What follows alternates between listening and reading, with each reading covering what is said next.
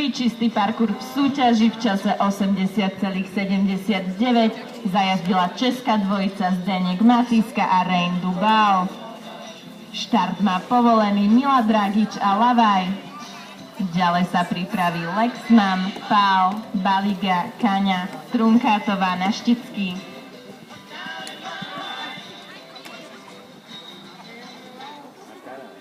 Poprosíme majiteľa žltého vozíka